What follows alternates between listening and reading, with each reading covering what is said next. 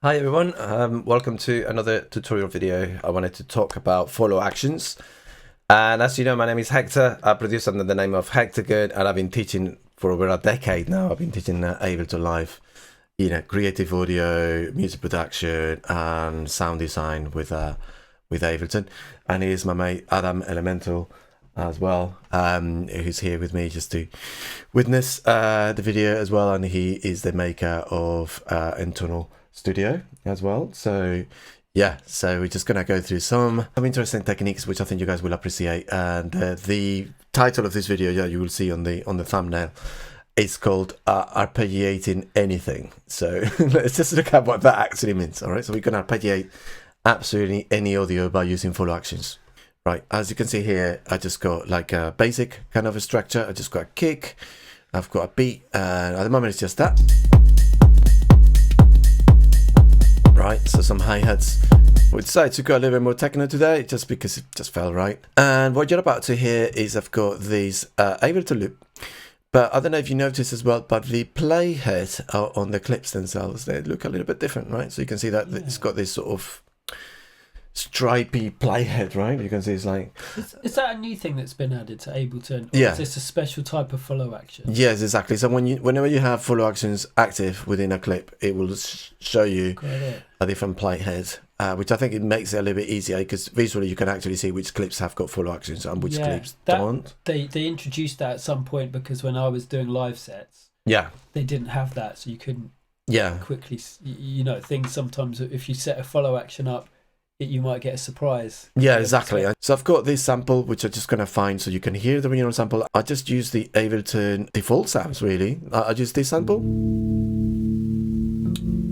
Just like an organ kind of sound, right? Cool. And so I've got it on this channel here. It's just playing the default pitch. But what I'm doing is that each one of these clips have got a slight different settings. So you can see the top one there. If we have a look here at the bottom of the screen, you can see that that's the default pitch, but the one below, this clip here, has got 12 semitones up, right? And the one after that is minus 12 semitones, so it's like literally going like an octave down, an octave up, and then the last one is just going back to the default pitch. So what also another thing that you will see is that when I press play, what's going to happen is that Ableton is going to press play on the first clip, but then automatically it's going to shift through a different clip. And what's also happening is I'm using this thing in Ableton called, in the launch mode here, I'm using this thing called legato, which basically means like when I switch from one clip to the next, the playback will just carry on from the last position. So it doesn't re-trigger from the start. So this allows us to do some really, really crazy abstract stuff. So what I've done here is that I told Ableton to select either the clip below, so you can automatically jump to the clip below. It's going to basically jump for every 16 notes. So every 16 notes is just going to move, right? That's what I've got here. So these are these numbers that you can see here. If we just go back here, sorry about that, there you go. So these numbers that you can see here, they represent bars, beats, and 16 notes. So that basically means for every 16 note, 116, that's what it means, right? It's going to jump, and the way to access this is by clicking on unlink. So it's going to go to either the clip below it or any other clip within the chain that we selected here. And what also I've got here, you can see I've got a percentage. So wait. Yeah, go for it. It's going to go...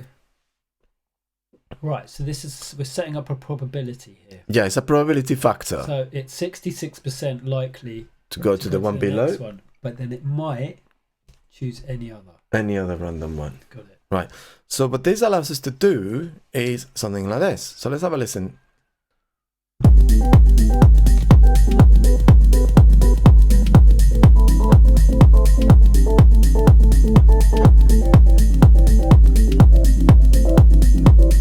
So as you can see, it's constantly evolving. And is this like an actual recording of an organic sample? It has this...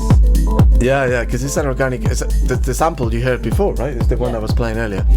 But because I'm doing this probability factor, and then it's one of these clips, it's got different settings within it, then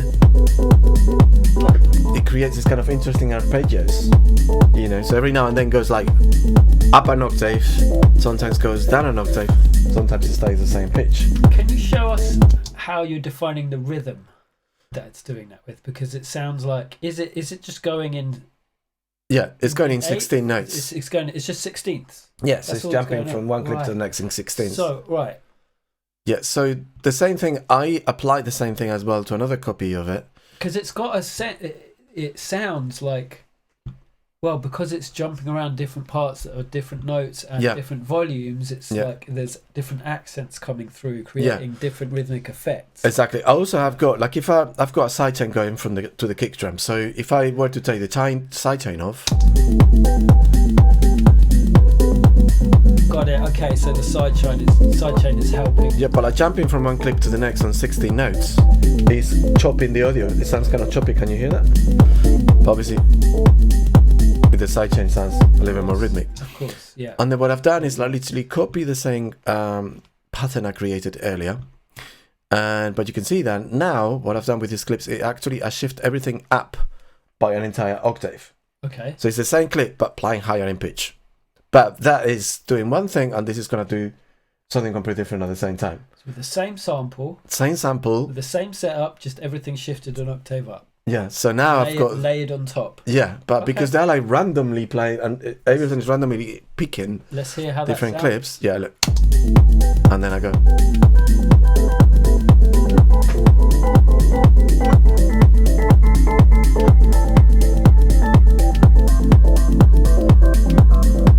Just like multi-melodies going through, and I've done the same thing here as well with this other sample. Wow.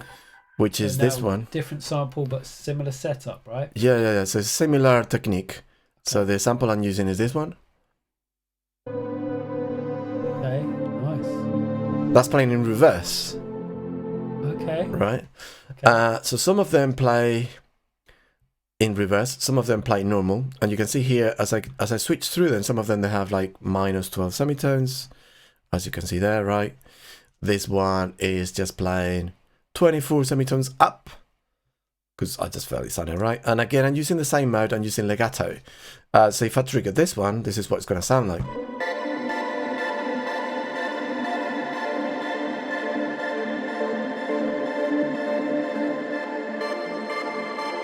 So it's created like an arpeggio. And then if we play everything together. So let's go and play the bass line. Maybe lower the reverb a little bit.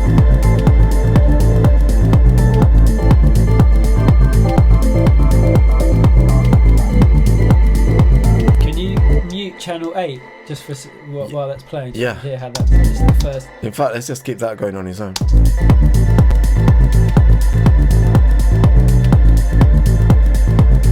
Because the playback carries on. So just jumping between clips, and each clip is shifting up.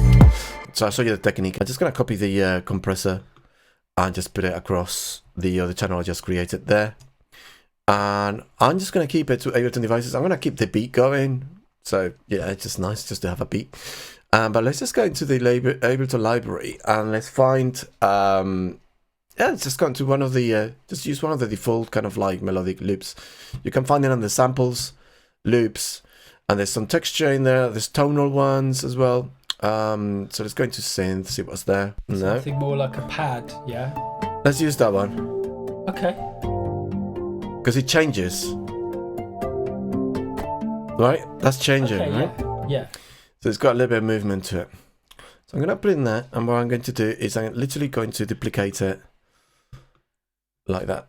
So I'm guessing that with this technique, with this kind of clip or loop, you can actually sort of rearrange it. Yeah, you can rearrange it. What I'm going to do here on this one, I'm going to play it backwards. Right. So that's reversing that clip. Nice. This one here, I'm going to play it minus 12 semitones. So I'm just going to, you can see, like, if you, by the way, if you want to shift like an entire octave, if you click on the pitch and you hold shift and use the up and down arrows on your keyboard, then that shifts an entire octave down and up. Sure. And then the last one, I'm going to go maybe like 12 semitones higher. But the key with this now is we're going to select all the clips. And what we're going to do is we're going to go and turn on the follow actions. You can see here, we got the follow actions. By default, you can see that they are set to next. And this is set to link, so it basically means it's going to loop the clip a number of times. But we don't want that. We want the follow action to happen after a 16 note, for example, because this is just like one time. So it basically means it's going to play the clip once, and once it's finished playing the clip, then it will move to the one below. Yeah. That's not what we want. So what we're going to do is we're going to unlink it. And by the way, you can see that I have got all the clips highlighted, and you can see at the top there, Ableton is indicating that 4 clips have been selected. So what I will do now is I'm going to turn on legato, which is very important for this to work. And I'm going to turn that off, and I'm going to set this to, let's just do it to 1. I mean, you can set it to different lengths, right? And I'm going to go 100% next, but also let's just do a little bit of crazy stuff, and let's just say other. And I don't know, let's just set a percentage. So now if I zoom out, you can see it's quite easy to set up. It doesn't take that long. If I play this now. So that's quite easy. Now you've shown us. Yeah. Now that seems really easy because you've literally, every clip has got the same follow action setting. Yeah, because it's the fastest way I find doing it. Like once you got the, once you played around with the clips. Go deep and go like, okay, when it's on this clip, I want it to be much more likely to either stay on that clip or go to another clip. Yeah. And then that's really, you can. I just done it to all the clips at once because it's faster like this. I get that, yeah. But I can also see how, you could go really deep with creating these sort of like self-generating patterns. Yeah. Yeah, exactly. Yeah. And now if we press play on this, now you're going to hear.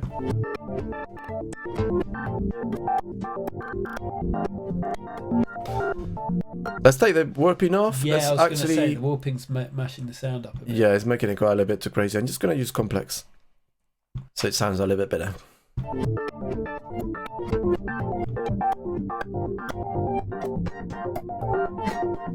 Put the kick on. Oh, maybe you want to put the sidechain on this as well. Yeah, I think the sidechain is on. Yeah, it's already on. It's already. Oh, you got yeah, so we can get it.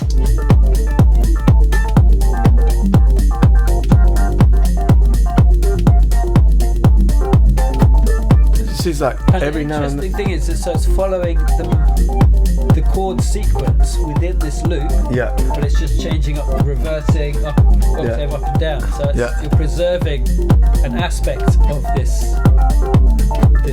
Yeah. So it's like you could arguably say it's controlled randomness. There's like random but still control at the same time. And of course you could even arguably you could say, well, I might want to tie this and duplicate it, and I might just select all these clips and be like, well, I just want to be like really crazy and maybe like take the whole selection that I've done now, maybe change the color so it makes sense. I don't know, like let's just make them this color. And on this ones you can be like, actually now that I've got these clips highlighted, I might want to just shift the entire pitch down to like go lower to like even minus 24 semitones. Yeah, I don't know. Or you can even play maybe like, I'm just going to use beats and chop it up for like quarter notes or something weird. I don't know. So it's going to sound choppy. I don't know if that's going to, I don't know if it will work. But let's hear it. I don't know. It's worth exploring, because now we basically created like a even longer chain with the same audio. And now these ones are like doing different things, like these ones are like playing really low and they're going to sound slightly choppy. Like if we were to hear just one of them, you see, it's got that choppy kind of sound now, right? That we're introducing. Yeah. So now it's like sky's the limit because you can keep adding things, right? And if we press play now,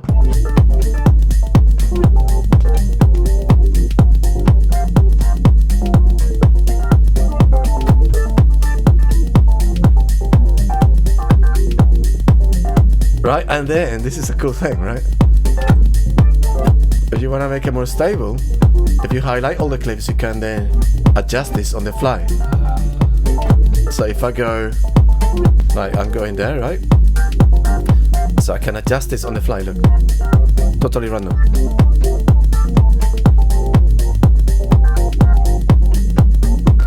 And if I go to the left, it's just gonna follow.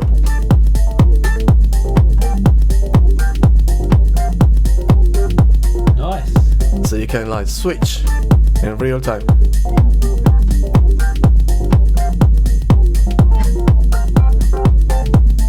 And then then go back to the sequence. That's nice. So it's like a little fill. You can use it like it's crazy, yeah.